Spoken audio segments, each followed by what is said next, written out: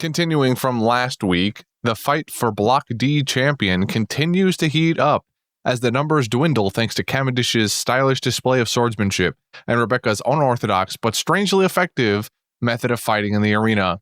Meanwhile, just outside the front doors of the Colosseum, Bartolomeo struggles to come to terms with the fact that he is currently living his best life, while Zorro tries to get him to do anything helpful at all. Elsewhere, we ask ourselves, what could possibly go wrong for Law next? And of course, right as we ask ourselves this, the next thing that could go wrong does, as the Sunny Gang gets so frightened by a couple of fish that Doflamingo hears them from a country mile away and notices them driving the ship to the island. Dofi, being the smart cookie that he is, figures out in an instant why Law has been stalling all this time and goes to sort this problem out. For some reason, though, in the middle of this, Fujitora looks at the sky, even though he's blind, and decides it's a better idea to not chase the bag this time and turns his floating warship around to go home. A skirmish ensues on the Sunny as Sanji arrives to save the day, but then also immediately needs saving as Doflamingo is just that guy. When all is said and done, Caesar Retrieval Group is bruised and battered, but heading to Zhou for some... I already forgot how to say that one. Is it Zhou or Zhao? I got yelled at this for the... It's I would say Zhou. I don't know why you give it a weird Spanish-ish, Italian-ish accent. Zhou. Heading to Zhou for reasons. However, Law stayed behind to fight Doflamingo to try and avenge something that happened 13 years ago. Talk about petty, am I right? Yeah. Sozo. That sounds like a name of something. Sozo. Like V Sozo. Nah, it's not right. What do you want about? I don't know. I'm playing word association with myself. Mm-hmm. Well, someone's got to do it. Someone's got to do it. How do you feel about these episodes today? Because I was watching episodes here and there the past couple of days, and I was like, ooh, we're getting. But I guess my excitement is primarily from just getting a little bit further behind the curtain of the mind of Doflamingo. Yeah, that's kind of where I'm at too. I am losing the Colosseum section of this arc right now, as for the second week in a row, all we've done is flash between Rebecca ledge guarding like she's Kirby in Smash, and Cavendish emoting while just one-tapping people off the map. So I currently don't care much for what's happening in there. Mm-hmm. Because the same thing has been happening for 6 episodes. Now, on the other hand, we've got Doflamingo doing Doflamingo things, and I'm here for that shit. Yeah. Least of all, it's a shame Devin's not here for this, finally, because we got the official drop of Doflamingo's devil fruit being the string fruit, which is I suppose, lesser form, a more general form of us calling him the puppet guy this entire time. Mm-hmm. I don't remember. I know recently, especially, we've been going with puppet. I don't remember if when we were initially kind of theorizing what his power would be, if we ever said string. So I guess we can't exactly claim we called it, but it's everything we talked about, just not the right name. You know, I truly believe it's a mostly called it. I genuinely believe that. However, I feel like from what we've seen so far, and as time goes on, it will feel like you haven't called it. It's like what he's going to reveal with his powers and how far he can utilize them in unique ways and stuff like that. I feel like it's going to be like, wow, I'm going to be real with you, Justin. I did not think that was going to be a thing. Well, I kind of already felt that way in these episodes when he turned a piece of string into a fiery whip. Yeah, I also forgot about that. I was like, I'm relearning so many things this week. Doesn't exactly scream puppet fruit. No, but you know what it does say? Doesn't really... It says hey, I'm like any other person in this universe where if I just whip this thing hard enough, it lights on fire. Yeah, pretty much. If I create enough air friction, then fire, you know? You feel me? Mhm. So basically what I'm saying is anyone can have the flare fruit if they try hard enough. And I think that's the what flare fruit was inside of us all along. Yeah, I think that's really the message of this arc at the end of the day. It's that the flare fruit is really just a metaphor. You know, it's that fire, it's that drive inside all of us. And with enough passion, you too can light things on fire. That's what I'm saying, dude. Mm-hmm, But also, don't use the word passion because that equates more to Sanji, and I don't want to equate to Sanji. Listen, he doesn't have a what do you call it? Eminent domain on passion, or he hasn't trademarked it, you know. Yeah, but like that's the canon lore for why he can make fire, though, is the fiery passion burning within his heart lets him light his leg on fire when he spins real good. Okay, I see your point, but like this is just the reality we live in, man. Right. You need that passion. So bro. I just don't want to be equated to it. I can feel like I can be something equivalent to passionate, but not using the word passion. Like I'm driven, you know. I'm inspired. Inspired doesn't work that well. All right, I'll be satisfied with drive. I feel like we can come up with a better synonym, but for the moment, like the drive, determination. Like the Rock song. It's all about drive. It's all about Johnson power. Song. Something we all devour. Something like that. Yeah, power. We say the power. That song sucks. I didn't listen to that song. I'll be real. I did not realize that was like a real song until one and only time I turned on the radio. I was like, oh my God, it's him. Oh, not the radio. I just can't believe we would let that man make a song and then put it on the radio. I mean, who's going to stop him? He's unfortunately one of the bigger movie stars out there. He's got millions of dollars.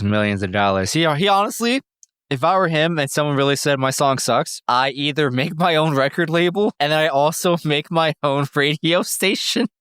And I'll be like, we're playing my song all day, 24 hours, 7 days a week. Just that song. Oh, man. This is why you shouldn't give me money. I do stupid shit. Welcome to the Rockcast, everybody. Today we're talking about Dwayne "The Rock" Johnson's hit movie, Fast and Furious 7 through whatever the last one we're up to now. 86, probably. Yeah. So I don't know how you feel, except I think I do know how you feel. These week's episodes were really just Green Bit with Law and Doflamingo and everybody else who's on the side, and then very, very, very brief callbacks to Block D, which, in all honesty, nothing happened in Block D, at least not yet. We got all these no-name named characters who are like supposed to matter, but they're not gonna matter, and we all know it. And then there's Rebecca ledge guarding, and nothing has really happened yet. We get a couple flashbacks of her just not having a fun time training in the snow and the rain, getting her ass beat, saying, I don't want to hurt people, and Lightning Soldier's just like, listen, I'm not saying you gotta hurt people, but also you gotta buckle up, kid, come on, pull yourself up. Yeah, right, for the third time, by the way. This is the third time we're seeing this flashback in 6 episodes. One could only hope there won't be a fourth. Surely we don't Uchiha clan this and get the same flashback of Sasuke seeing his family die over and over and over again. Listen, man, that's her inspiration right there. And you can't forget your inspiration. You gotta let the people know what's inspiring you. What's got you going. I've seen it 3 times already. Do something different. Go fight Orlumbus or something. I don't know. She's killed. They're all just taking out peons. Nobody's fighting each other. None of the big names have squared up yet. They're all just knocking out the no-name goons. There's just a fucking lion there. It's just a lion. There's nothing special about it that we know of yet. It's just a fucking lion with crazy eyes. It's on cocaine or something. I don't know. I'm gonna be honest with you. It's just there. When I was looking at the lion, I was like, is that like Richie the Lion from Buggy's Crew? And I'm a little sad it wasn't. That would have been awesome. It's like his cousin that went into gambling debt and had to fight at the Coliseum to pay it off or something. Yeah. But he still shows up at the holidays and asks Richie the Lion for money for his new startup business when he's really just going to go pay off the mob or something. He goes up to Richie. He's like, "Hey, cousin, I heard you're part of a big time pirate crew. So let me talk to you real quick. So you got this idea, all right? It's what would a lion come up with as a business proposal? Some way to like trap meat. Some way to get unwitting victims. He's like, oh, no, okay, I got this cool idea. I got it. Okay. Cousin, let me talk to you real quick. So you know, all these dumb humans just love driving around their stupid little cars, right? And just like looking at stuff like animals, right? They all think we're all cute and cuddly, even though we could all kill them, right? What if we came up with a really big con, a trap for them, right? They're gonna think it's all fun and games for them, but it's really all the trap just set up for us to get some free dinner or whatever. We set up these tours, if you will, right? These ride along tours where the humans get in their stupid little cars and they drive around like in our backyard. They're like, "Oh, everybody, look at that lion, look at that giraffe, look at this, look at that." And they put themselves in a box and they think they're safe and sound, but in reality, got them in a box. And then whenever we get hungry, we just roll up to the box and we say, "Oh, snack time," and just go chow down. And I know how to open doors, cousin. So I'm thinking, then the Lion King music plays in the background. I'm thinking we call it a safari. I don't know. That sounds like something humans would call it. What does that mean? I don't know. Maybe it's like, I don't know. Maybe Japanese for something or American. I don't know. Oh, that's smart. It sounds like that's something smart. Humans would say. Yeah, something a white girl would get tattooed on her, even though it means nothing. It's just like water, but in Japanese. Yeah, safari. If you have a tattoo with the word safari on it, please write to us at pandasightings@gmail.com. But in a foreign language. but in a foreign language that has a cool looking alphabet. There's at least statistically speaking, there has to be one person who went to a tattoo parlor, asked for some random kanji to be written on them for aesthetic, and someone just wrote the kanji for safari. I want to believe that's true. Surely. I need to believe that's true. It's like Rule 34. If you think it exists. So if you have kanji written on you and tattoo of the word safari, please let us know. Pandasightings@gmail.com or on Instagram or Twitter. Right. Please. I need to know. So back to the One Piece thing. Mm-hmm. Block D means nothing to me right now. Yeah, which is kind of sad because at least literally every other block was compelling in some way. Obviously Luffy's block is going to matter the most, but I was not bored with any of the other blocks personally. It feels like Rebecca's just kind of getting the short end of the stick here for no real reason. We could have if we don't want to focus on her storyline, we didn't necessarily have to cut to it for 5 seconds at a time every episode, or at least I don't know, maybe develop more drama. We could have thrown in some more compelling fighters. Mm-hmm. I don't know. They so far. Block D has been built upon 4 main contenders and also a lion. So it's Rebecca, it's Cavendish, then it's not Christopher Columbus, and then some other guy. I forget who he even was. Oh, wait, no. And then they show at the end of this set of episodes-ish some guy with a mask and he can breathe fire or something. I don't know. He's the only guy I remembered. Mask. He's the only guy I remember besides Orlumbus, and it's Damask. Yeah. Which I can't tell if it's great or lazy writing, but... It seems very lazy to me, but whatever.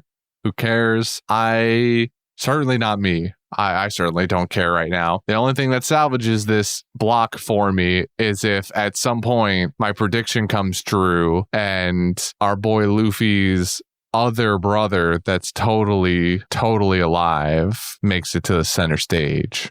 I'm sorry. My brain blanked out for half a second. How on earth are you talking about Sabo right now? Because that was my prediction, was that he would show up in Block D. Did he show up in Block D? Not yet. Oh, okay. I just want to make sure I didn't miss something. That's what I'm saying. God damn it. Wake up. I'm trying. That's what I was just talking about. I was like, the only thing that salvages this block for me is Sabo. If Sabo shows up, the block is worth something. At this point, I don't see how block D ends up worth it at all. Ooh, I mean, like, Rebecca's the main character. We can surely turn this around for her, but I don't know about this Sabo Unless she business, starts bro. cutting people, I don't care. Unless she starts cutting, I'm done. I'm checked out, man. You can't respect 6 the episodes. pseudo pacifist run she's trying to go for here. It's the same thing though. Like the pseudo pacifist run is fine, but like at least like knock someone up on the head with the flat of the blade, pommel strike them. No, it's the same fucking thing. It's Kirby sitting on the edge, and when you get too close, he goes sucks you up and then jumps off the edge. It's the same fucking thing every time. Christian, can I ask you a personal question? Go on. Is your frustration with not necessarily these episodes, but this storyline in particular really about Rebecca and how seemingly boring her story's going right now? Or are you just really, really sensitive about Smash Bros. and seeing the parallels with Kirby, who may be a character that you just truly have no love lost for? You just really don't respect the ledge guarding play style of Kirby. Is that really the problem? No. Yes. I mean that is a hefty part of it. Yes. I want the important parts of Rebecca's story. I don't care that she. I mean, I get it. She doesn't want to hurt people. Fine, we did that. Then we did it 2 more times, and she's still just flipping people off into the water. I don't care anymore. Give me the important parts where we reveal who the soldier is or who the masked gladiator was. Those are the important things that I want to know about her backstory now. I got the sad sob story of her growing up with Soul. It's fine. It's great. Whatever. Get Block D over with so we can get to the good parts. You know, that's fair. But also fuck Kirby. As a guy who's played literally one Smash game of his entire life, I have no strong feelings about this other than that one time I signed up for a little casual Smash tournament at my school because I said, sure, why not? And I didn't realize I was playing with a bunch of Smash mains who go hard in the paint. And I've never touched a GameCube controller in my life prior to this day. So I just locked in Lucario because he's cool looking. And I'm trying to figure out how the buttons work. And I find the jump button. I think I even double jumped off the platform. And I lost the stock. You just pressed the jump button again. I lost the stock. And then I fell off the platform because you can't infinitely jump without doing like high mechanical maneuvers. Yeah, your recovery. Generally up B. And when I lost the stock, I looked at the guy I was competing against, like, you think we could just, start over real quick? I'm just learning. And that man... And he scoffed at you. No, he had almost zero reaction. He just kind of looked me in the eyes and just turned back to the screen. And I was like, all right, I see how this is going. Yep, he took that free W. He definitely took that free W. I bet you that guy was in a similar situation where he was also sweating bullets that he was gonna have to fight people stronger than him, and then you double jumped off the map, and he went, "Holy shit, I could do this!" But he kept it cool on the outside. He just that was him keeping it cool on the outside. Was him just. He was trying really hard not to fight the smile back for the freest W of his life. I'm gonna be real. We could have restarted and it still would have been the freest W of his life. I'm okay with struggling to figure it out IRL and then like GG, I still suck. But like, come on, man, don't let me don't look at me hurt myself and then be like, damn, poor guy. It's a shame I gotta do it to him. Like, come on. He was in the middle of his anime protag internal monologue at the time, and you were interrupting that with your shitty Smash plays. I guess so. I'll never forget that core memory. But moving on from boring Block D to where the fun shit is happening. Yeah, baby. So Law is just doing infinite amounts of teleportation because apparently he made a room the size of the entire island. Yeah. At one point. He did do that. There's he does a thing where he's being crushed by the gravity, and he says room because they get distracted by something. I don't even remember what it was anymore. And then Law rooms, and it looks like it takes up a decent part of the island, but not the whole thing. But apparently it was the whole thing. So then he's just teleporting to like random items that are falling through the forest floor, whether it be pieces of rock or stems that Doflamingo cuts ahead of him. He's just gone. That part kind of like, I was like, this is a bit like sketchy here, but okay, whatever. Not so far God's plan. It's fine, I guess. All right, you're right. I don't know what Eneru has to do with this, but sure. So finally, we make it to the beach, and the Straw Hats, in a scene that we saw a couple of minutes prior, have been surrounded by fighting fish and are screaming at the top of their lungs, so much so that Doflamingo can hear them from across the ocean. And he goes, "Oh, that's what you're up to." And he goes to murder the shit out of the Straw Hats that are still on the ship. And Law's just like, fuck me. Every time I come up with a plan, you people manage to fuck it up. God damn it. To be fair, the Straw Hats didn't fuck up the initial plan. Doflamingo just outsmarted them by being a celestial dragon, but not. We'll get back to that in a hot second. So, I can't tell if Law was big brain for escaping or it was just a ultimate opportunist kind of moment. But he's, under the weight of Fujitora's gravity, at some point, So he's, still jabbering back and forth with Doflamingo about like, are you a celestial dragon? He's like, yes, but no, actually. And we're like, how, Dosway? We'll find out eventually, maybe. And then he's like, well, I never told you that was Caesar's heart. Now, did I? Go ahead, give it a squeeze. Oh, right. That's right. And so he squeezes it to, see what he's waffling about. Squeezes the heart. It doesn't hurt Caesar, but you hear a random goon, Marine number 3, over across the forest. He's like, I'm dying. Somebody call my wife. And Fujitora took that personally. He's like, I hear one of my men. What did you do? I like that he blames. I guess Fujitora doesn't actually know what's happening here, even though we're describing like holding hearts and shit like that. But Fujitora, not seemingly knowing what's going on, goes what do they call him? Heavenly Demon or something like that? Heavenly Demon, what the fuck are you doing right now? Because he just immediately assumes that it's Doflamingo causing the issue with his Marines. He's not wrong, but like, this is the one instance where Doflamingo didn't actually mean to do it, weirdly enough.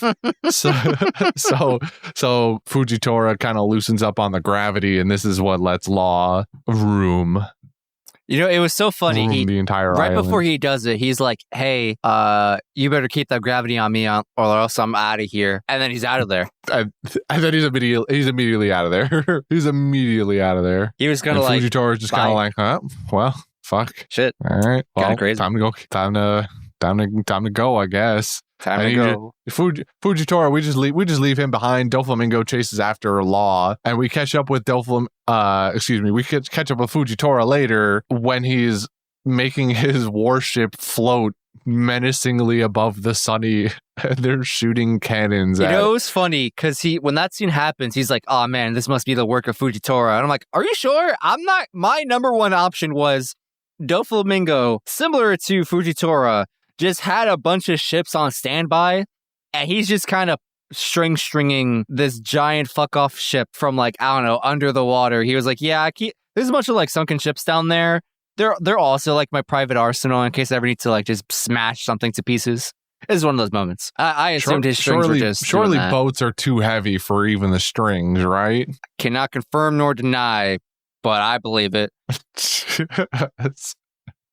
Surely a warship is too heavy even for string. Listen, with enough strings, you can do anything. Just like with enough duct tape, you can fix anything. That's true. I believe in Doflamingo. I believe with enough strings, he can lift anything. It's all about leverage and stuff. Yeah. High level.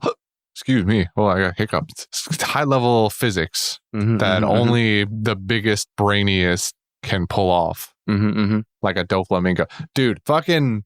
I love the explanation, unironically, for how he can just fly through the air now. Oh, being that he fucking attaches strings to the fucking clouds, dude. Yeah, man. He attaches strings to the clouds that he just goes. My man's just... It doesn't look like it, but he's really just Spider-Manning his way through the world.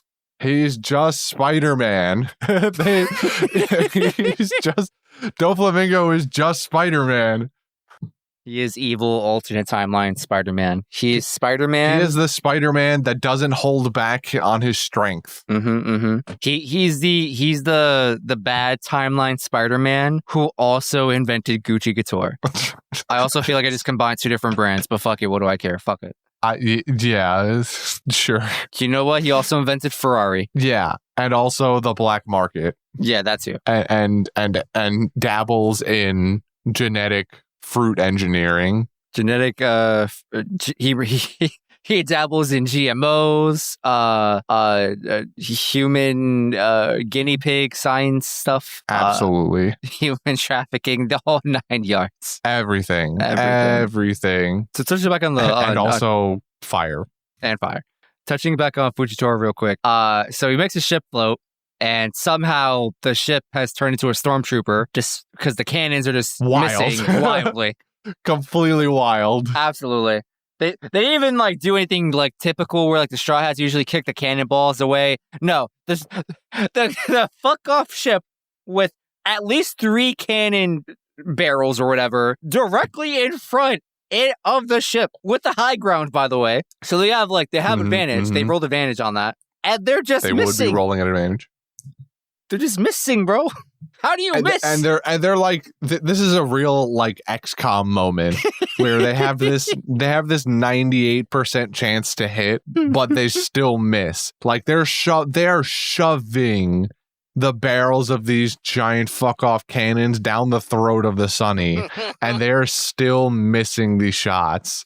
For some reason, inexplicably so, the Marines are frantically trying to shoot this thing, and that one guy's talking to Fujitora, and Fujitora's big fucking chilling with his bowl of ramen, and he's just living. I think it's soba suddenly, noodles, but don't want to correct you. But for the weeps out there who might take offense to that. Oh, sorry. Let me not offend any noodle snobs out there. It looks like a cold soup, so like probably soba. He's big chowing down right now. And then he just looks up and he goes, I think we should leave now. I think, I don't think I want to be here anymore. You're right. But it was particularly after he called down like an extra 2 meteors and Law used them. He did.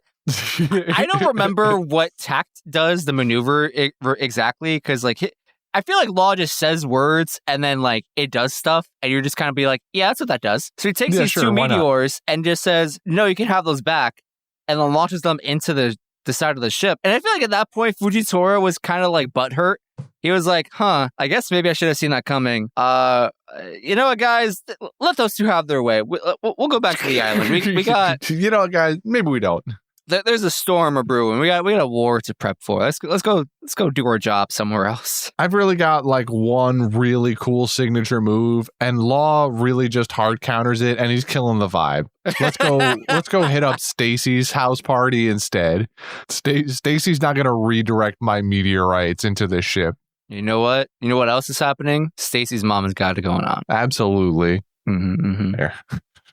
And also they're gambling addicts. That's it. They approve of my all in on white strategy. Yeah. So that was funny. It makes you wonder why Law didn't just do that in the first place. Like when Fujitora was first calling down these meteorites. It is, I understand, way cooler to cut them in half. Maybe it's less energy too. But also, does it take less energy? I don't know if that's confirmed or not. That's what I'm going to tell myself. Look, apparently, about 12 episodes ago, Law stated that he had to be very careful with how many times he used a room because it takes a lot of energy to make room. That is true. And then in these episodes, he makes multiple island-sized rooms and teleports and shambles around and tacts a couple times. Like, clearly, I don't remember what the problem was back then when he made that claim, but clearly he could have helped out in whatever that scenario was. Man, he's got a reserve, and he's saving it. Maybe not for this exact moment, but like, it's not going to get much better than this. So yeah, and he's trying to go head to head with him again now and avenge whatever the fuck it was that happened 13 years ago. So he's got he's just petty. Law is just petty. Listen, I don't know what happened 13 years ago, but given the context Law has given us, it sounds like he's trying to avenge a fallen homie, and I can respect that. I don't know what happened, that's fine. but he's big angry. I'm talking about his withholding of his room power, especially. He said there's only one guy I want in my room, and it's his bitch ass Doflamingo. Hey yo. Wait, hold on. Wait, I can fix him. Wait. Is that what you're talking about, Justin? You're gonna fix him? You want Law to fix Doflamingo? I am being taken out of context. I don't think you are. I think this is exactly what you were going for this whole time. I refuse to be the uninformed advocate for the Dofy Law fandom shippers. You will not have your way with me. Oh, they're gonna have their way with you, all right. Just like Doflamingo's gonna have his way with Law in his room. Not.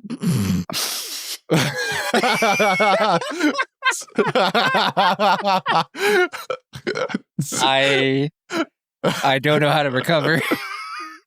I'll tell you how you can recover by making sure you keep this timestamp in mind and putting it on the Instagram when the time comes, as so you can relive this moment with everybody else. I really over and over again. I really hope we come up with better content, because if this is the peak, I'm gonna be sad about it as I'm editing it. This is what the people want to hear. They want to hear us talk about ships, and we're not talking about the Sunny.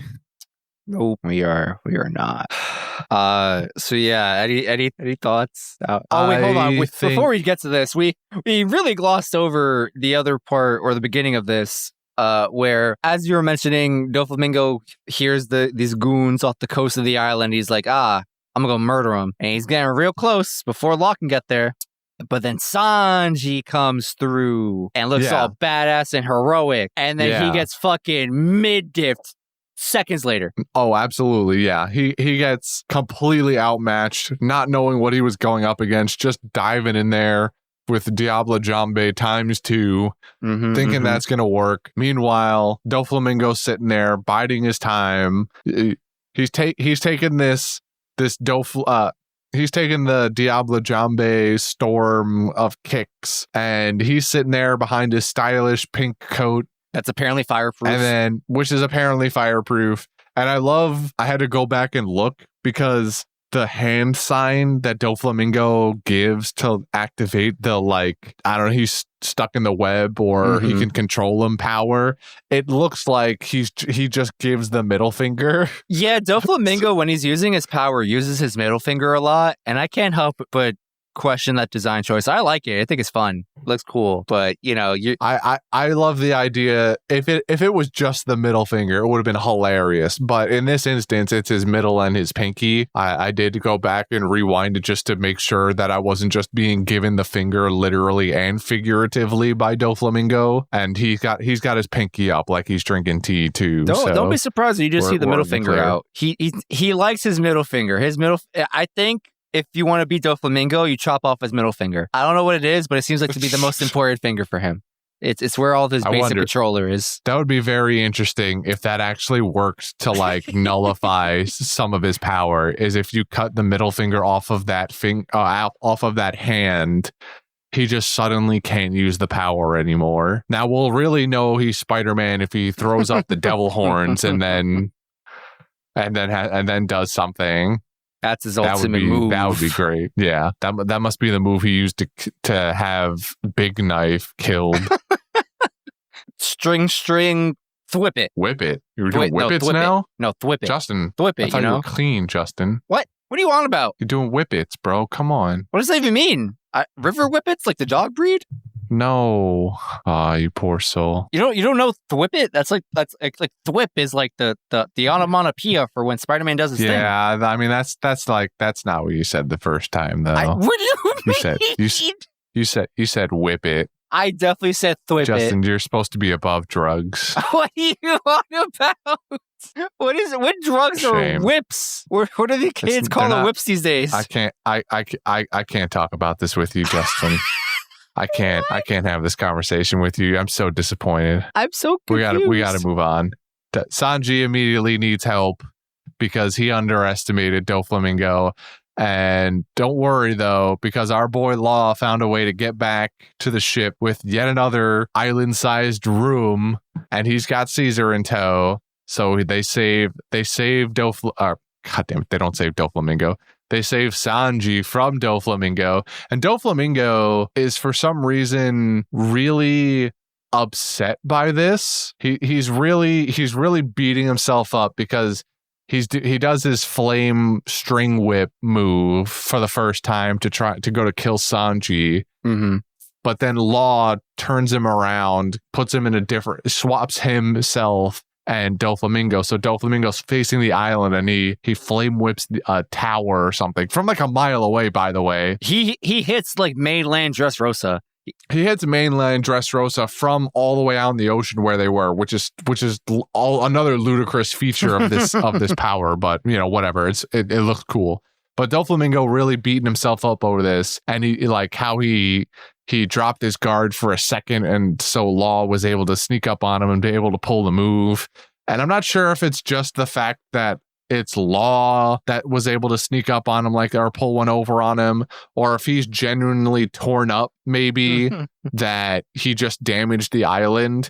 Because as we see, even over the course of this fight, Doflamingo does seem to harbor a degree of caring for the island and and the people in it, kind of. Mm-hmm. And especially he cares about the people that is in his inner circle, and this is especially featured in the episodes when Law holds Giola hostage. He puts his sword to her throat to get Doflamingo to cooperate, and Doflamingo stops everything he's doing. And he gets that frowny face on with the big ass vein that pops up over his eyebrow. And so he's pissed. And so he lets Law drag him to the bridge away from the boat so that the boat can get away. And then even when they're there, one of the first things Doflamingo is concerned with is what is Law's plan for Giola here. Mm-hmm. And he turns Giola over ultimately because he just doesn't. Law, also being tsundere, good guy, doesn't want anyone else caught up in this conflict, but he releases Giola, and that kind of releases some of the tension in Doflamingo's facial expression. And so we kind of get this glimpse that while Doflamingo is like a bad guy, he's not a completely bad guy. He cares about his people. Yeah. He's a bad guy, but not a bad guy. Mm-hmm, he cares for the people around him or close to him, which is a bit refreshing considering most of the time a lot of these villains are just kind of like, fuck them, who cares? They're just tools that I use to achieve my ultimate goal. Christian, what if I told you that the way to Doflamingo's heart was family? Doflamingo is Vin Diesel. When they finally make the live action Doflamingo, they better cast Vin Diesel. That Netflix get on that. Could you imagine? I can now. I can't. I think you're not seeing your own vision here, man. I guess not. I'm not seeing the meme value in it just yet. Bro, just think about Netflix live action One Piece. You have Vin Diesel starring as Don Quixote Doflamingo. And just for shits and giggles, you have in the live action an Easter egg of just a One Piece version parody of Olive Garden that literally says somewhere on the walls, when you're here, your family. Why the Olive Garden too? Not the Olive Garden, bro. I thought you were gonna say like all of Doflamingo's got a large family of people here, just like Vin Diesel does in Fast and Furious. So we're just gonna get the entire Dom Toretto Fast and Furious family, but represented as Doflamingo's different like inner circle people. Like Baby Five could be his wife, even though Baby Five's not actually involved with Doflamingo that we know of. She just gotta give him the time of day, or he's gotta give her the time of day. She's willing. She's down for the cause. She's like, do you want to marry me? I'll be the perfect wife. I'll be anything you need. Just say you need me. I love Baby Five. She's a gem. Anyway, back to the bridge, right? We were talking about the bridge. So, like, Law's got this, bridge. Right? Law's got this. Easy. Well, I don't know about that. Nah, this feels like a good time for that part about him not conserving energy to pop up conveniently for the plot. Like, he might be winning for a little bit, but then he had to use up too much of his energy reserve, saving everybody's asses 8 times. So now he's left defenseless until somebody else comes and saves his ass, because it's just going to be a series of ass saving. Man? I don't know yet. I don't know. I'm gonna tell you right now. This ain't a spoiler. This is the truth. Ain't nobody coming. There's no third reserve. Well, then I don't. Law saves himself somehow, because I'm sure Law doesn't die here. So all I'm saying is there isn't gonna be a second Sanji coming from the sky to save anybody. That's all I'm saying, man. Unless a flying fish gets real cozy with them, it's all on his own. It's just him and his room. That underground route that we're taking. That leads under the bridge somewhat. What if we pop out a little early? We do a little trolling under the bridge, pop up, save Law's dumbass from fighting 1v1 Doflamingo. Okay. So I don't fully understand how room works exactly, but what if theoretically, let's say Law just opens a domain, right? He opens a room. And what if he's capable of kind of just knowing everything within his room? Like let's say he was in a maze and he opened room inside the maze. He could just kind of telepathically get a map of how far his room expands and where it touches. You know what I mean? So what if he can open a room just big enough to touch the tunnel that's presumably running underneath this bridge and is going, oh, I'm out of here. Bye. And then just saves himself that way. I see the vision.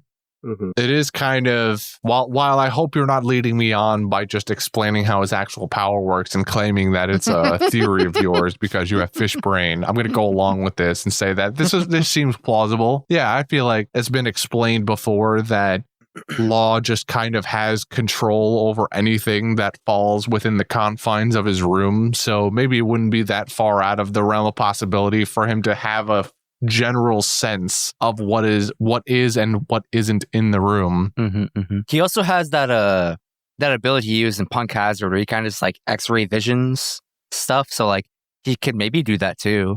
Just being I need a way to get the fuck out of here. I need something. X-ray. Come on, show me something. Oh my God, there's a tunnel. God bless. Shit, is that a tunnel? The fuck's a tunnel doing down here? Actually, never mind. I don't care. What if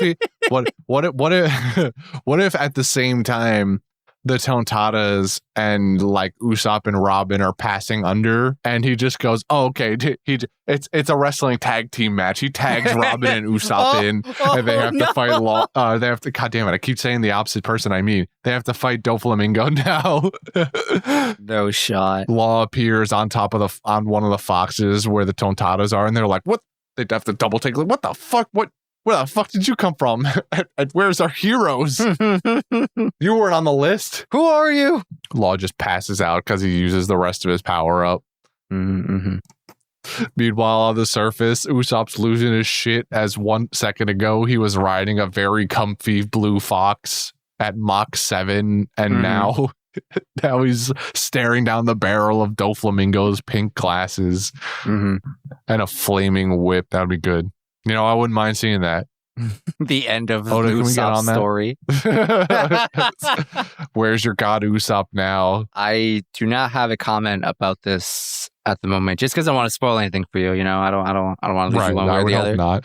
I will say is I can't believe you would put Robin in that situation, bro. It's kind of fucked up. That's true. Law would only really need to shambles with one person to get out. So.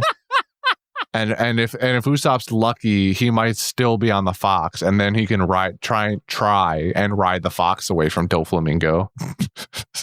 I like the idea Now I'm evolving the scene in my head too, where Robin is just sitting there. She sees Law appear, and Usopp is no longer there, and she goes, "Law, where's Usopp?" and Law has to go. If he's lucky, probably dead. If he's lucky, Doflamingo made it quick. And Robin's just like, that would be for the best. That would be lucky. Just going along with the morbid joke. That's good. It's not good for Usopp, but that's good. Yeah, with just a little bit of spice on it. I can't wait for Brendan to listen to this in a couple weeks. And he's like, Christian, I can't believe you would do this to Usopp. How could you? Well, I'm not going to do it to Robin, like you said, so... He's going to be like, well, you didn't have to do it at all. And I don't think Law would do it to Robin either. I don't think so either. He has some type of chivalry going on. Just a little bit. Is there anything else? What else have we not talked about? I feel like we've mostly gotten what we came for here. Yeah. Side tangent here that I wrote down was we got a flashback to Violet and Sanji talking before Sanji takes off to go save the crew. Right. I feel like I have my memory a little fuzzy on the scene, but what I remember is she tells Sanji, hey, don't worry about me. I have a friend in the government who's going to like keep me safe, whoever they are, allegedly, assuming she's not lying. And then pulls a drive-by with the fucking hand cannon on a fucking monitor because a bunch of people are like watching the fight and they're like, kill Rebecca. And then she goes back and then she rides off in the sunset. She's like, Horse Coon, I need you to take me to the palace. Don't know what her plan is there. So there's that. And then anything else? Yeah, I don't think there's a government friend. Something tells me there's no government friend here to protect her. She's buddy over with Smoker. Yeah, right. She made contact with Smoker. No, Tashigi. Smoker wouldn't give a shit. Tashigi though, she's buddy with Tashigi. Tashigi has a weakness for women. Is that canon? I feel like she said that in Punk Hazard. She's like, I have a soft spot for women. I want to see that.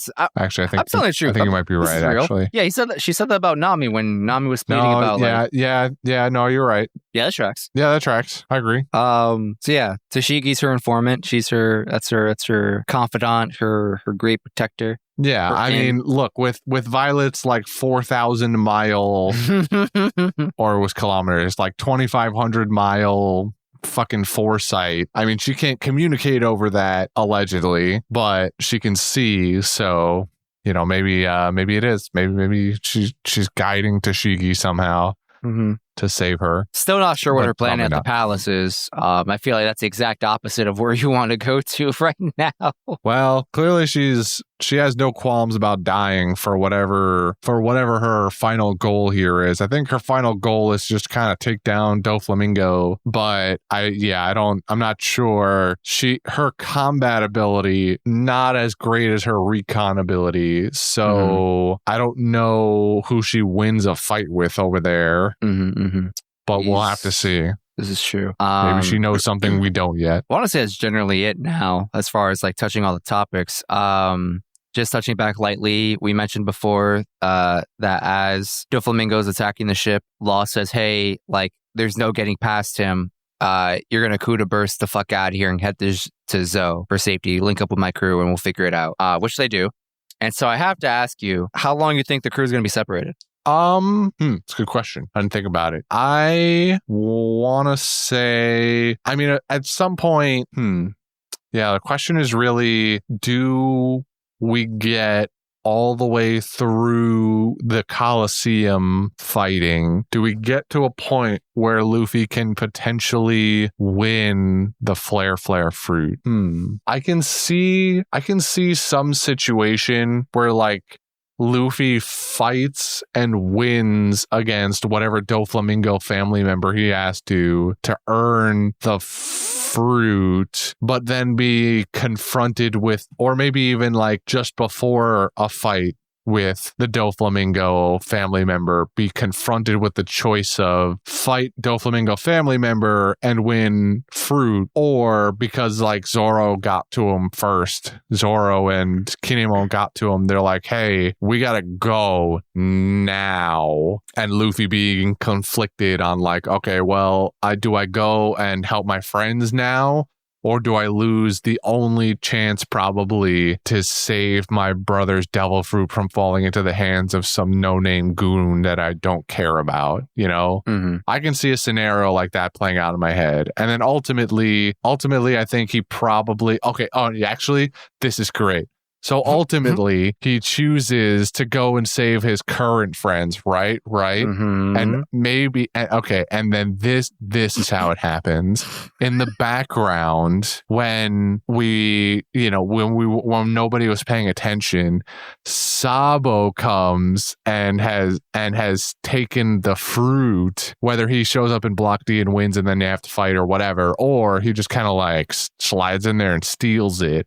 And then he shows up on Zoe with the fruit and he gives it to Luffy, and then Luffy can have the best of both worlds. He's got the fire fruit and he went and saved his friends. It's genius. Oda, you're a god. I understand now.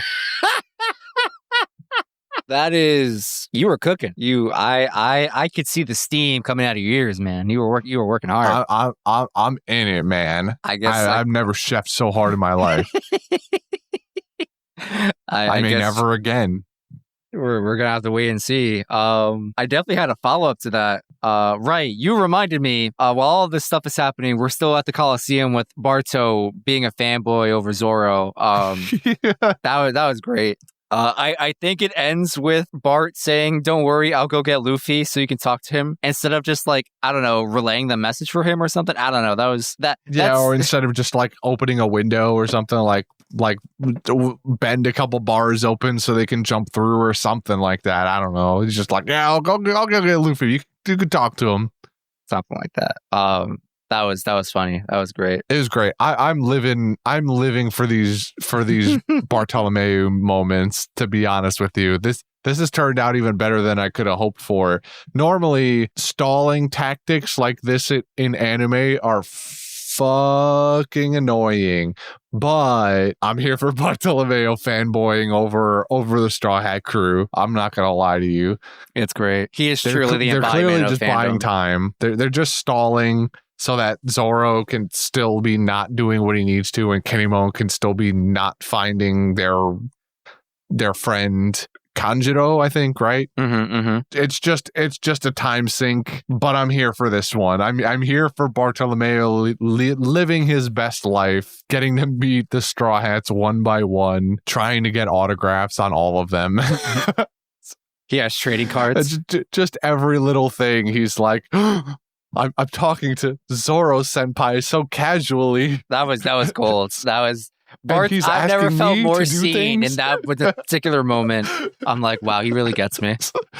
It's great. I like this. Great. This is the only good part of the Coliseum right now. Is when we come to Bart and his and this. I can't wait to find out what he goes and does. Like if he's gonna find Luffy, because Luffy still doesn't know what Bart's status is as superfan Bart. So he's gonna like find Luffy, and Luffy's gonna, I don't know, fight him or something like that. I don't know. And Bart's not gonna be able to explain himself because he's gonna be crying the whole time. So that's gonna be great. It's gonna be great. I'm here for it. Jake soda. Shit. Kind. What do you want? Oh, Dr. Pepper. Oh, okay. Easy. Gotta be Dr. Pepper. I guess just some quick questions as we start to close out here. Quick warning, since I assume you wouldn't have an answer. Any thoughts on this whole revenge side plot that's suddenly developing between Law and Doflamingo? Any thoughts on that whatsoever? I think it's unsurprising. I think from the beginning, Law has shown a clear grudge against Doflamingo for something, and now we're just kind of slowly unraveling whatever it is. Okay, cool. Moving on. So in these episodes, Doflamingo mentions how his family is one of the first 20. He's a celestial dragon, blah, blah, blah. But he also said he's not a celestial dragon any longer. Any thoughts on what he or someone else could have possibly done to, like, I guess, revoke that status? I think this goes back to what I surmised last week, where Doflamingo just decided that living up in the celestial dragon house was just boring as shit, and that it would be way more fun to come down to the surface and be pirate and do pirate things and do like really fucked up things like take over an entire country. All right. I wouldn't be surprised if like that was part of the motivating factor, was like him learning about this land that his family used to govern, but then they went up into boring celestial dragon land where all they do is eat and abuse people and play video games, which the last part I can get behind, but maybe not the beating people and other species part. That one's a little outside of my realm of comfort. But yeah, I think I wouldn't be surprised if specifically like taking back the island of Dressrosa was kind of part of his, I don't know, maybe he read a history book and was like, damn, I wouldn't mind ruling over that place. That sounds cool. That sounds entertaining as hell. He's like, why would I want to be up here with all these lame-o schmucks sharing Mary Joie? Well, I could just have a whole country to myself, man. Yeah, like it's the country. It's our country. Like I'm a celestial dragon. I can just take back this place. They have to do whatever I want. But then he takes it back by force anyway, because it's more fun that way. Yeah. All right. I don't have any more questions. You got anything else you want to talk about before we move on? The only thing I wanted to mention was the bridge scene again. There's like the first moment that they begin attacking each other, Law rooms and then throws a single slice. And I just want to say that the animation for all three of these episodes clearly went to this one scene. Yes. Because they do this sick ass shot of the front view of Law. He makes the slice, air slice goes through. It's a one shot. You know, we 180 rotate around the air slice as it goes towards Doflamingo, and it just super punch zooms in on Doflamingo's face, and you just see all the details and shit on his face, and the fisheye lens as the bridge bends around like a optical illusion, and it's sick. It was so cool. I was like, I was physically taken aback. I had to like do a double take, rewind the tapes and watch it again. It was so clean. It was so crisp. I hope whoever animated that shot got a raise, or the team of people got a raise. They didn't, but I can dream. You dream. Anything else? No, that's it. I just wanted to make sure that was in there at the very least. Nice. So next week's episodes are 657 to 660. Brendan, you are running out of time. You know what that means. Moving on to quotes. I unfortunately wasn't able to write them down, but there were two moments that stuck out to me. I'm struggling to remember the second, but one that did stick out to me was after the Sunny crew bursts away, and we get that scene when Nami just checking with everybody. He's like, hey, is the coast clear? Blah, blah, blah. Momonosuke starts talking because he's really worried about his dad and Kanjuro and this, that, and the other. And he shows us a flashback of, like first day on the island, and he just watches Doflamingo just waterboard a random gladiator for presumably fighting like Rebecca or just not being violent enough or whatever the case was. And he says something along the lines of, the people, once they get a taste of bloodshed and violence, they go crazy for it. They start craving it. They love it. They're all animals. They're all sick little freaks. And that one stuck out to me. Yeah, it was good. Also gives us a smaller glimpse into the cruelty of Doflamingo. Makes you wonder how far he's willing to go. All the way. Easily. There was one other scene that stuck out to me. Yes, I remember what it was. It was the announcer in the Coliseum commenting on Rebecca and how well she's doing. And he's just like really upset, and he's trying his best to not compliment her. He's like, the what do you call it? The back to the water dance. He's like, it's actually not unbeautiful, and I'd be lying if I said I hated it, or something along those lines. That was great. Yeah. He's trying to make that effort that the two girls behind him have been complaining the entire time, that he keeps picking a favorite and fawning over them the entire time. They're like, you have to be more unbiased. And so like this, you like to think that maybe this is his attempt at being unbiased. I want to say their facial expressions, those two ringside girls or whatever their role is there, their expressions are great. There is one scene where the girl that stands behind the announcer, her face kind of blocked off by his shoulder a little bit. And someone just made the choice to, you draw her head or whatever, and they drew one of her eyes. But from where I'm sitting, the they make the eye visible, but due to that, because she's being half blocked by this guy's shoulder or whatever, her eye looks like it's been massively shifted to like the far side of her head, and I just can't help but imagine the other half of her face looks like that too. It just kind of looks like a goldfish. It was really weird. I even felt like the eye was bulging out a little bit. It felt a little weird. It was kind of funny though. Huh. I missed that entirely. I was not paying that much attention to them. As you should not. Also, by the way, there wasn't a Panda Man, right? Not that I saw. Okay. Just want to see if you found it. I routinely scan the crowds. Yeah. I'm like, there's a lot of crowds, honestly, knowing these animators are like, nah, we're going to make it that easy for you idiots. So we're all just looking for nothing, but got to look anyway. Yeah. Got to keep the eyes peeled for Mr. Panda. Mm-hmm. But that's all my quotes. What do you got? I have a few. So in the second episode where Law is like really trying to get the Straw Hats to agree to run away, Nami's like, well, we can't leave. We gotta wait for our captain. We're the Straw Hats. And then Doflamingo shows back up and starts doing Doflamingo things, or is about to do Doflamingo things. And Nami appears again next to Law, and she goes, Tra Guy-kun, we Spiral Hats are gonna leave now. Yeah, it was funny. And then Chopper pops up and it goes, I agree. That was good. That was great. It was great. They immediately turned coded and were like, yeah, never mind, we're leaving. See ya. It was fun and all, but yeah, you guys got this. We're the Spiral Hats now.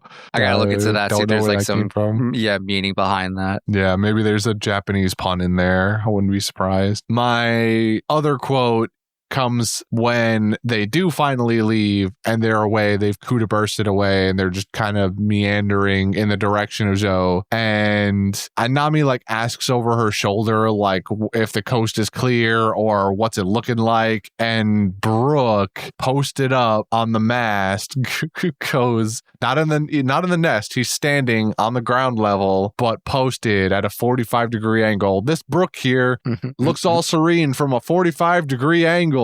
And then Nami gets really pissed and goes, you got to look from all directions.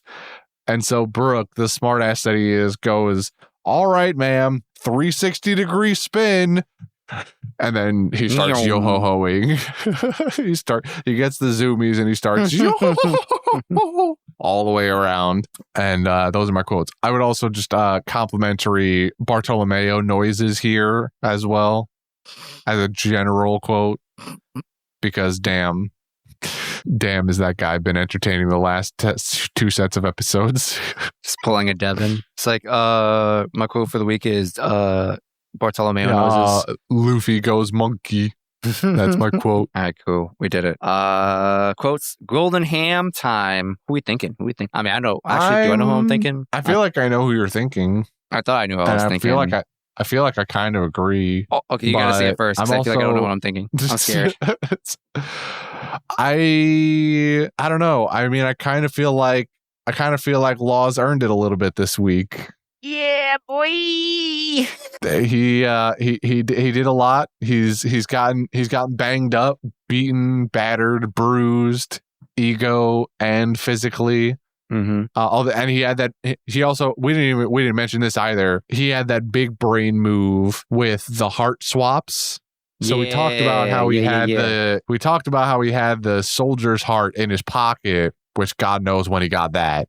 Yeah, he's roomed enough times to, I guess, just pick out heart at some point. But who knows? As far as I could tell, he needed to like actually be up close and personal on you. Yeah, you think the guy would notice his heart's missing somewhere, you know?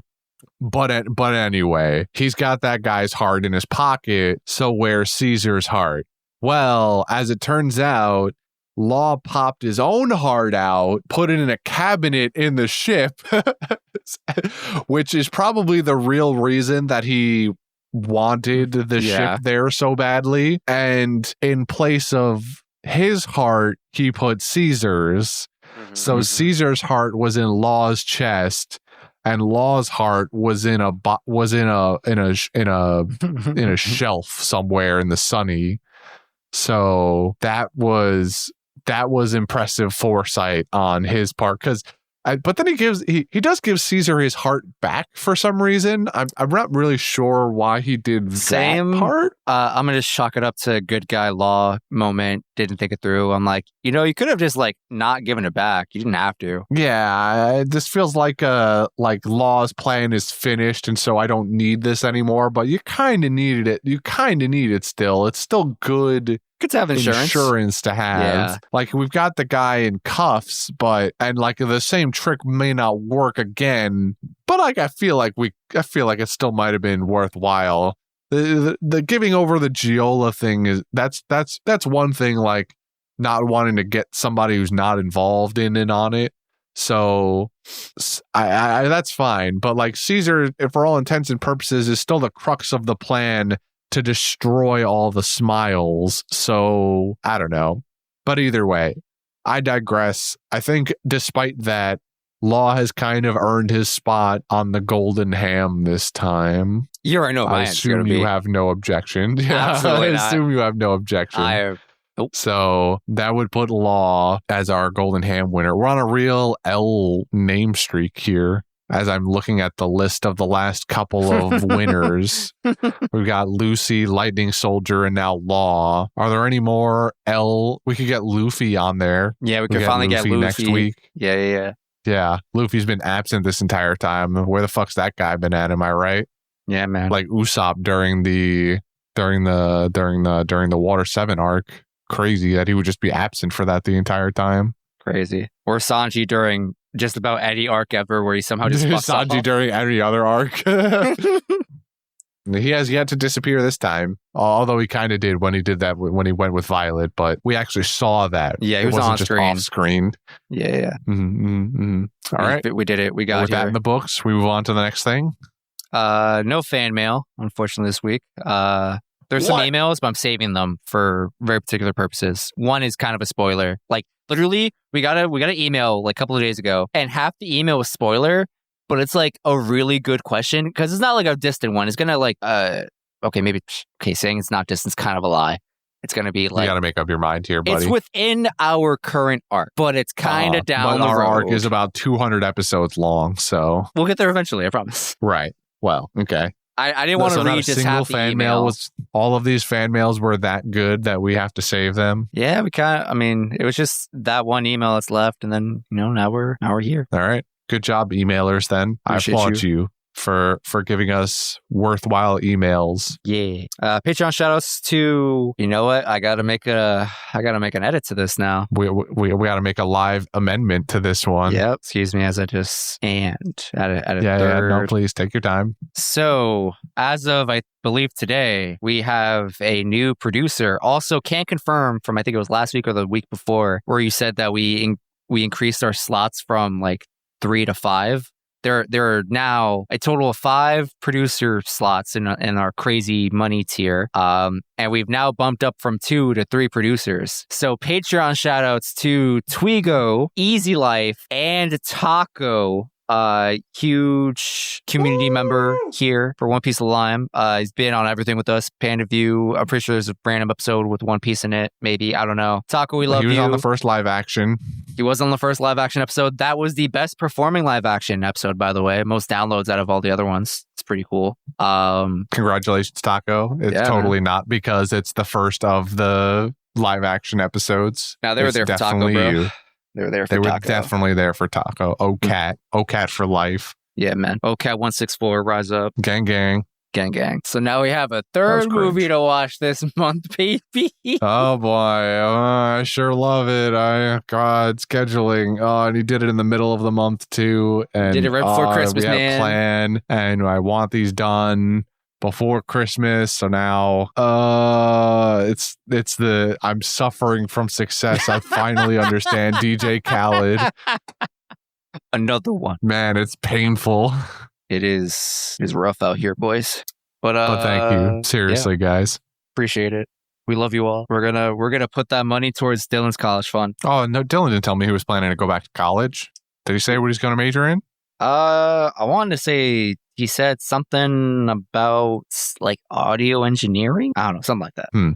That sounds about right. I just thought maybe he'd want to do something a little different if he was going to study it. Like, he's already a editing master. Like, he might want to learn a new skill maybe. But I guess honing your craft is always valuable information too. Maybe he's trying to break out into like the music industry or something. Oh, that's true. He could be. What, you think he's been helping Jordy with his AMVs? Maybe, probably. He's there, right? Like, he finishes up One Piece of Lime and Panda Views when they come in, and he's like, hey, Dylan, while you're here at the desk, can you just go over this real quick? And he's just kind of like, sure, I guess. I'm already here.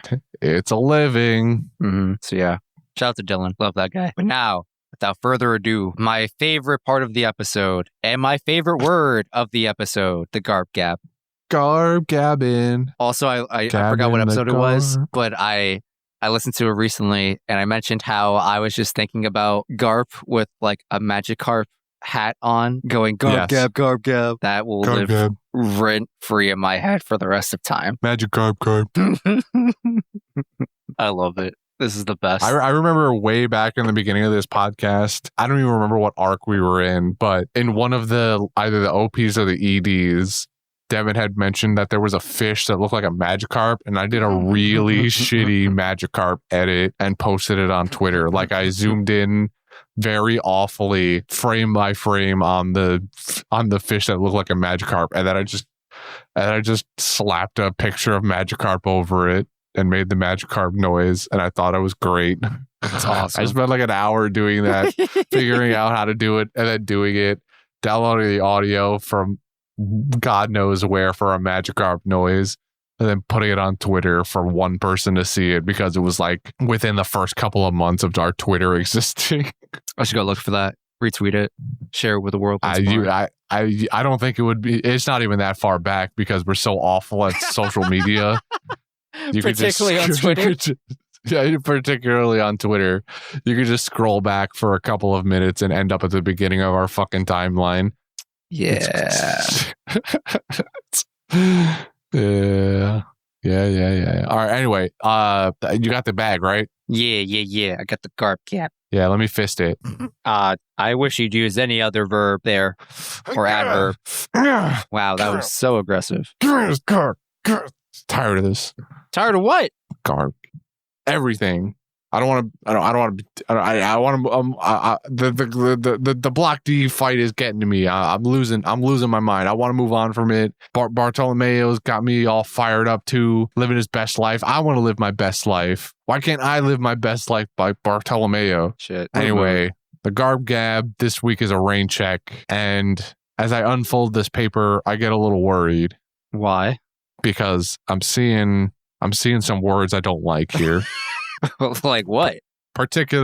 Well, okay, so this can't be real, but I'm living in a simulation. But the rain check question this week is, who would win in a fight between Kirby or Wapol? I just want to say, I just can't help but feel like I'm being set up by some cruel fate that Kirby has come up. I'm beside myself right now that I talk about edgeguarding Kirby dickheads, and then Kirby shows up again in my range check questions. I don't even care about Wapol. In fact, in my rage state, I'm inclined to say Wapol wins this fight.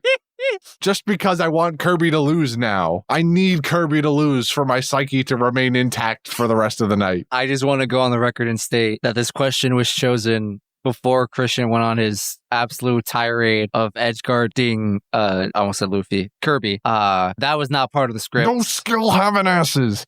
That was not part of the script. I did not see this coming. The question came as it may. It is simply a sign of fate. Unironically, I agree with you. I do think Wapol would beat Kirby in a fight. Because the way I rationalize it is, Kirby eats a thing, and then Kirby gets some like random aspect of that thing, like some random characteristic that turns to a power sometimes, right? And most of the time it's pretty cool, but I feel like Wapol's fruit gives him so much autonomy over what he does with his power, in terms of like, well, I can make this and I can put it here or there. Like, I feel like he has such more control over what he eats and what he does with it, that I feel like that gives him the edge over Kirby. But that's just me.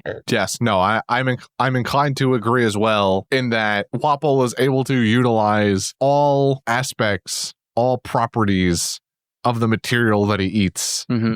Whereas I guess the trade-off here especially is that Kirby doesn't eat. They're kind of two sides of the same coin here, but Wapol can also consume and integrate real people though. So I guess at the end of the day, he's just Kirby but better.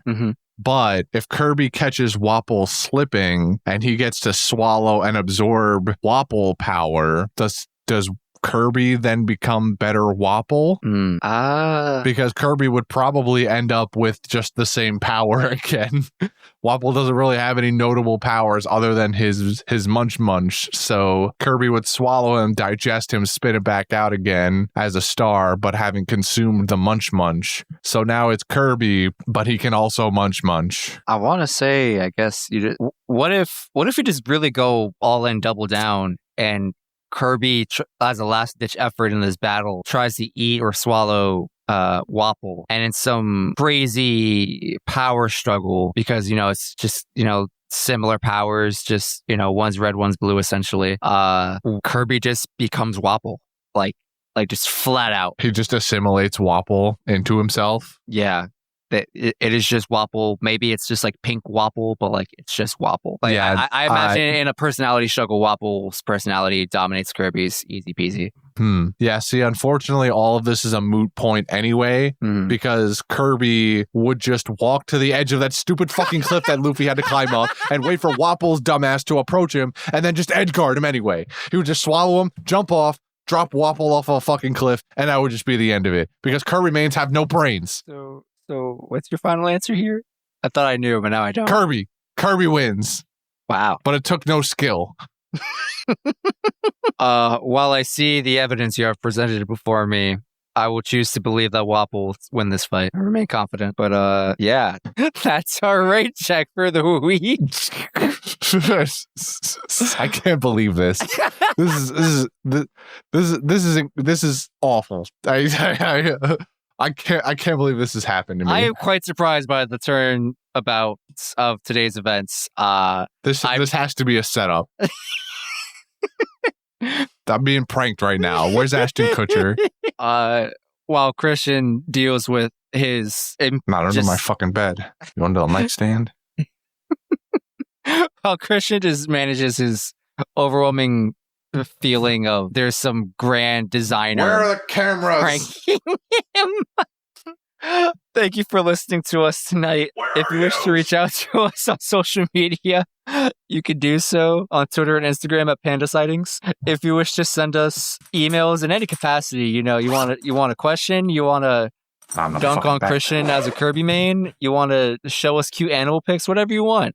You can do so at pandasightings@gmail.com. If you wish to financially support us in a lesser or even greater capacity than our producers, Twigo, Easy Life, and Tago, you can do so at patreon.com/pandasightings. If you wish to financially support us but get something out of it more directly, we have a merch shop at redbubble.com/pandasightings where we got stickers or designs that we primarily put on stickers but can be put on other objects like a water bottle or a pillowcase, or a pet bandana. I don't know what makes it specifically a pet bandana. I feel like it's just a bandana that you could wear if you wanted to.